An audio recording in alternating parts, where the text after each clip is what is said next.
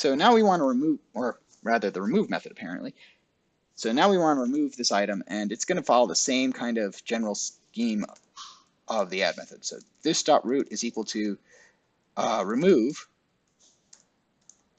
this item from the tree starting at root. So private, we'll have a node E, which represents this is your new child, which may be the same as the old child. That tells our parents this is the new child, which may be the same as the old child. Remove E item.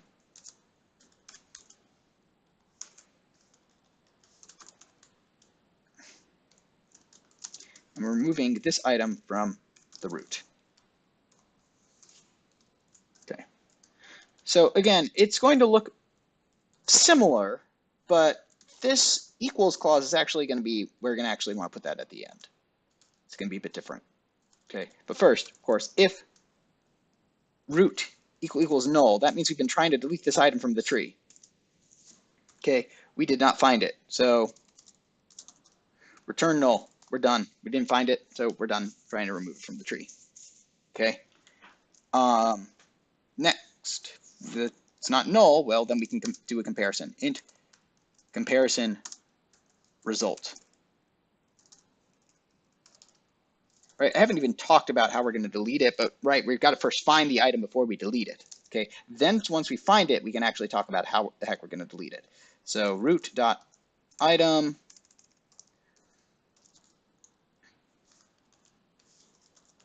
compare to root dot item. Okay, so if comparison result is less than 0, that means we need to go to that if we want to find this item to delete, it's going to be in the left tree. Otherwise, if it's greater than 0, it's going to be in the right tree. And if it's not either of those,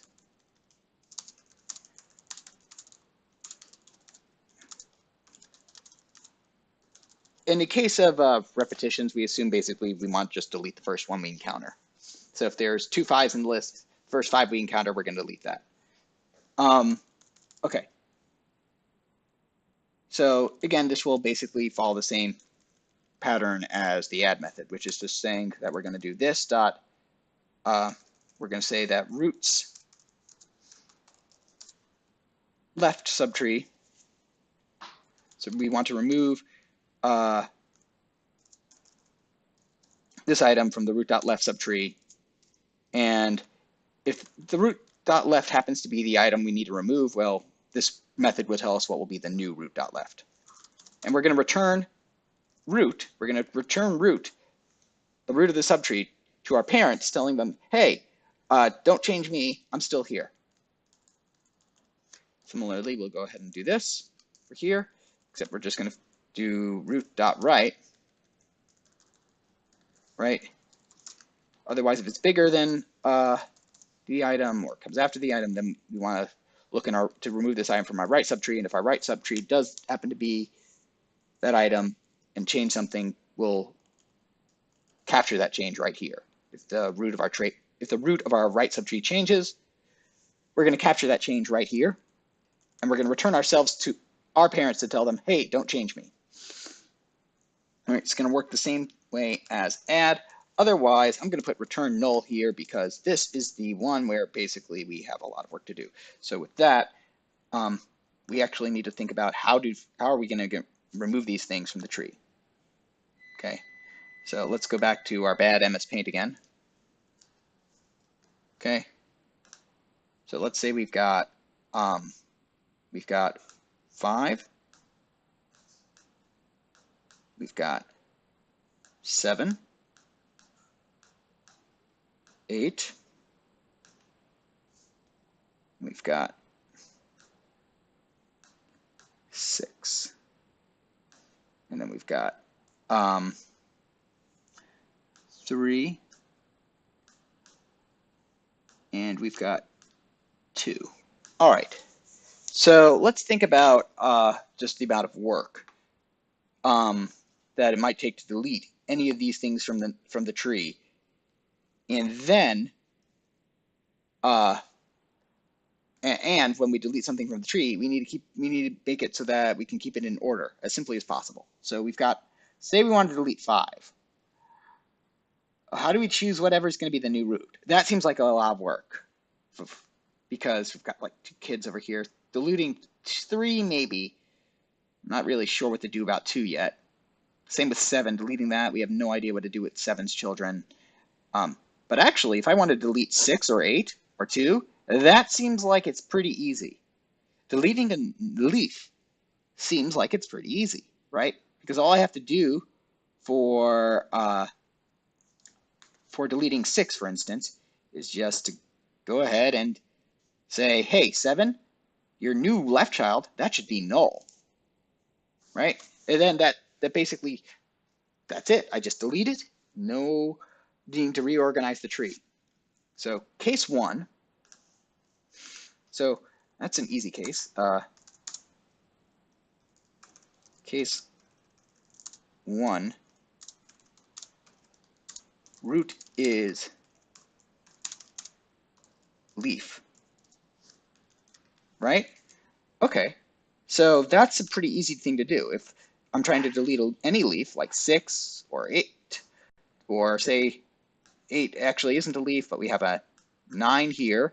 In this case, deleting 9 is fairly easy. We would just simply say, oh, if you want to delete 9, well, simply say 8's right child, that should be null. Okay? So let's see how that works in action. So if root is a leaf, well, how do I check if root is a leaf? Could have an isLeaf function, but it's pretty simple. If my left child is null and root dot right is null, so if my left and right are null, then I'm a leaf. Okay, and that makes it pretty easy to delete. And how do I do that? Actually, I, for once, return null here. I tell them, hey, right, what does return do? Here I'm saying, hey, don't change me, right?